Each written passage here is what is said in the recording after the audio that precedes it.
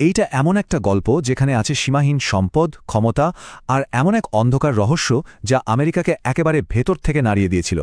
আমরা জেফ্রি এপস্টাইনের সেই মিথ্যার জালের পেছনের সত্যটা খুঁজে বের করার চেষ্টা করব। তার ওই ব্যক্তিগত দ্বীপে আসলে কি হতো, চলুন গভীরে যাওয়া যাক। একবার ভাবুন তো, ক্যারিবিয়ান সাগরের মাঝে ৭৫ একরের একটা ব্যক্তিগত দ্বীপ, নাম লিটল সেন্ট জেমস। চারপাশে ঝকঝকে সাদা বালি, ফিরোজা রঙের জল আর পাম গাছে ঘেরা সব লাক্সারি বেলা। মানে এক কথায় বলতে গেলে একদম ছবির মতো সুন্দর একটা জায়গা, যেন পৃথিবীতে এক টুকরো স্বর্গ। কিন্তু এই স্বর্গের মুখোশের আড়ালেই লুকিয়েছিল এক ভয়ঙ্কর নরক। স্থানীয় মানুষরা তো এর আরেকটা নামই দিয়েছিল, পেডোফাইল আইল্যান্ড। এটা এমন একটা জায়গা ছিল যেখানে ১২ বছরের মতো ছোট ছোট মেয়েদের স্বপ্ন আর শৈশবকে ধ্বংস করে দেওয়া হতো। তাদের ফাঁদে ফেলে নির্যাতন করা হতো। বাইরের দুনিয়ার কাছে যা ছিল স্বর্গ, সেটাই ছিল ওদের জন্য নরক। আর এই পুরো সাম্রাজ্যের কেন্দ্রে ছিল মাত্র একজন লোক, জেফ্রি এপস্টাইন। ভাবা যায় একসময় সে ছিল গণিতের শিক্ষক, কিন্তু কে জানে কিভাবে সে সমাজের সবথেকে ধনী আর প্রভাবশালী মানুষদের বৃত্তে ঢুকে পড়ে আর তাদের টাকা পয়সা সামলানোর দায়িত্ব পায়। এই অবিশ্বাস্য উত্থানই তাকে দিয়েছিল অকল্পনীয় সম্পদ আর ক্ষমতা। অ্যাপস্টাইনের বন্ধুবান্ধবের তালিকাটা দেখলে মাথা ঘুরে যাবে। বিল ক্লিন্টন, ডোনাল্ড ট্রাম্পের মতো আমেরিকার প্রেসিডেন্ট, প্রিন্স অ্যান্ড্রুর মতো ব্রিটিশ রাজপরিবারের সদস্য, শুধু তাই না, স্টিফেন হকিংয়ের মতো বিশ্ববিখ্যাত বিজ্ঞানীও ছিলেন সেই তালিকায়। প্রশ্নটা হলো, এত বড় বড় আর ক্ষমতাধর মানুষেরা সবাই সেখানে ঠিক কি করতে যেতেন? এখন প্রশ্ন হল, অ্যাপস্টাইন এই ভয়ঙ্কর কাজগুলো করত কিভাবে? এর জন্য সে একটা ঠান্ডামাতার পদ্ধতি বের করেছিল, একটা পিরামিড স্কিম। প্রথমে একজন অসহায় নাবালিকাকে মেসেজের লোভ দেখিয়ে টাকার বিনিময়ে নিয়ে আসা হতো। তারপর তাকে নির্যাতন করে আরও টাকা দেওয়া হতো তার মতো অন্য মেয়েদের, তার বন্ধুদের নিয়ে আসার জন্য। এভাবেই নির্যাতনের শিকার হওয়া প্রত্যেকটা মেয়েই হয়ে উঠত নতুন শিকারী, আর তৈরি হতো শোষণের এক অপুরন্ত চক্র। ২০০৫ সালে বিচার ব্যবস্থার হাতে কিন্তু একটা সুযোগ এসেছিল এপস্টাইনকে থামানোর। কিন্তু তখন কি হয়েছিল? বিচার কি আদৌ হয়েছিল? সত্যি বলতে এই পুরো গল্পটা তো ২০০৫ সালেই শেষ হয়ে যেতে পারত। ফ্লোরিডা পুলিশ যখন তদন্ত শুরু করে তখন তারা কয়েক ডজন নির্যাতিতার খোঁজ পায়। এফবিআই মাঠে নামে, আন্তর্জাতিক সেক্স ট্রাফিকিংয়ের মতো গুরুতর অভিযোগ নিয়ে ৫৩ পৃষ্ঠার একটা জমাট রিপোর্টও তৈরি করে। কিন্তু ঠিক এরপরেই ২০০৮ সালে অদ্ভুত একটা ঘটনা ঘটে। আলেকজান্ডার অকোস্টা নামের এক ফেডারাল অ্যাটর্নি সবার চোখের আড়ালে একটা গোপন চুক্তি করে ফেলেন। আর ফলাফল, মাত্র ১৩ মাস জেলে থাকার পর অ্যাপস্টাইন আবার মুক্ত। আসুন একটু পরিষ্কার করে দেখি ব্যাপারটা।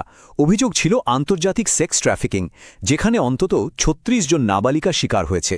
শাস্তি হতে পারত যাবজ্জীবন কারাদণ্ড। আর বাস্তবে কি হলো? জেলের একটা ব্যক্তিগত আরামদায়ক উইংয়ে ১৮ মাসের সাজা, যার মধ্যে মাত্র ১৩ মাস সে খেটেছিল। দিনে ১২ ঘণ্টা, সপ্তাহে ৬ দিন জেলের বাইরে গিয়ে কাজ করার অনুমতিও ছিল। আর সবচেয়ে ভয়ঙ্কর ব্যাপার হলো, তাকে ভবিষ্যতের সব ফেডারাল অভিযোগ থেকে মুক্তি দিয়ে দেওয়া হয়েছিল।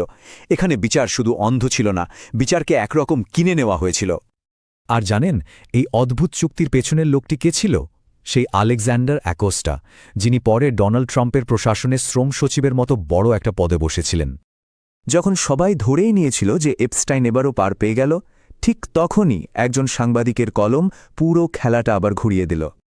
আর তখনই আসরে নামলেন জুলি কে ব্রাউন, মায়ামি হেরাল্ডের একজন সাংবাদিক, যিনি এই অন্যায়টা মেনে নিতে পারেননি। ২০১৮ সালে তার লেখা একটা ইনভেস্টিগেটিভ সিরিজ, যার নাম ছিল পারভার্সন অফ জাস্টিস, অর্থাৎ বিচারের বিকৃতি, এই মামলাটাকে আবার সবার সামনে নিয়ে এলো, পুরো আমেরিকাকে নাড়িয়ে দিল।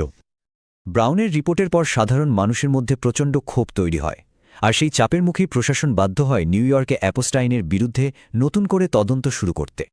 ঠিক যখনই মনে হচ্ছিল যে এবার হয়তো সত্যিটা সামনে আসবে, তখনই গল্পটা এমন একটা রহস্যময় মোড় নিল যা কেউ কল্পনাও করতে পারেনি। ২০১৯ সালের ১০ আগস্ট আবার গ্রেফতার হওয়ার কয়েক সপ্তাহ পরেই জেফ্রি অ্যাপস্টাইনকে তার জেলের সেলে মৃত অবস্থায় পাওয়া গেল।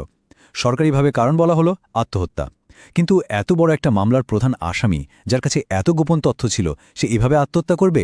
এই থিওরিটা অনেকেই বিশ্বাস করতে পারেনি। অ্যাপস্টাইনের মৃত্যুর সাথে সাথেই তো আসল সমস্যাটা শুরু হলো। যে লোকটা সব রাজ জানত, সে তো চলে গেল, আর তার রেখে যাওয়া এই শূন্যস্থানে জন্ম নিল অভিযোগ, পাল্টা অভিযোগ আর ষড়যন্ত্রতত্ত্বে ভরা এক বিশাল রাজনৈতিক ঝড়। যেমন ধরুন, ২০২৪ সালে নির্বাচনী প্রচারের সময় ডোনাল্ড ট্রাম্প একটা বড়সড় প্রতিশ্রুতি দিয়েছিলেন। তিনি বলেছিলেন, ক্ষমতায় এলে অ্যাপস্টাইনের সব গোপন ফাইল তিনি জনসম্মুখে প্রকাশ করে দেবেন।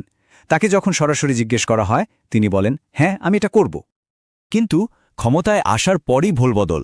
হঠাৎ করেই সেই সব ফাইল হয়ে গেল বিরক্তিকর জিনিস আর ডেমোক্র্যাটদের একটা ষড়যন্ত্র, যা কখনো শেষ হয় না। এই হঠাৎ মতপরিবর্তনের কারণটা কি? যেটুকু ফাইল প্রকাশ করা হয়েছিল তাতেই কিন্তু ট্রাম্পকে নিয়ে বেশ কিছু চাঞ্চল্যকর তথ্য ছিল। যেমন, তিনি অন্তত ৮ বার এপস্টাইনের ব্যক্তিগত প্লেনে যাতায়াত করেছিলেন। এপস্টাইনের কথা অনুযায়ী ট্রাম্প নাকি মেয়েদের ব্যাপারে জানতেন কিন্তু চুপ ছিলেন। এমনকি এফবিআই এর কাছে এক লিমো চালক দাবি করেন তিনি ট্রাম্পকে একটি মেয়ের সাথে দুর্ব্যবহার নিয়ে কথা বলতে শুনেছিলেন এবং পরে এক নারী তাকে বলেন যে ট্রাম্প আর এপস্টাইন আমাকে ধর্ষণ করেছে। এপস্টাইনের লেখা একটা চিঠিতে নাকি তাদের দুজনের অল্প বয়সী মেয়েদের প্রতি ভালোবাসার কথাও লেখা ছিল। সাধারণ মানুষ কিন্তু উত্তর চাইছিল। চাপ এতটাই বেড়ে গিয়েছিল যে আমেরিকার রাজনীতিতে যা খুব কম দেখা যায় সেটাই হল রিপাবলিকান আর ডেমোক্র্যাট দুই দল এক হয়ে কংগ্রেসে একটা বিল পাস করে বিচার বিভাগকে সব এপস্টাইন ফাইল প্রকাশ করতে বাধ্য করে। কিন্তু আইন পাশ হলেই কি সব সমস্যার সমাধান হয়? না, এত কিছুর পরেও আসল সত্যটা এখনও যেন কুয়াশায় ঢাকা। এই গল্প এখনও শেষ হয়নি। আমরা এখনও ঠিক কতটা জানি না তার একটা আন্দাজ দেওয়া যাক। মনে করা হয় এপস্টাইন সংক্রান্ত প্রায় ১০ লক্ষেরও বেশি ডকুমেন্ট এখনও প্রকাশ করা হয়নি। ভাবুন একবার, ১০ লক্ষেরও বেশি। আর যে ডকুমেন্টগুলো প্রকাশ করা হয়েছে সেগুলোর অবস্থাই বা কী? বেশিরভাগ ডকুমেন্টের পাতায় পাতায় শুধু কালো কালি, নাম, তারিখ, এমনকি পুরো বাক্য পর্যন্ত মুছে দেওয়া হয়েছে। এটাকে তো স্বচ্ছতা বলে না, তাই না? এটা তো সত্যিটা ঢাকার একটা মরিয়া চেষ্টা। আর এটাই আমাদের শেষ প্রশ্নে নিয়ে আসে, এই ফাইলগুলোর ভেতরে আর কি কি লুকানো আছে?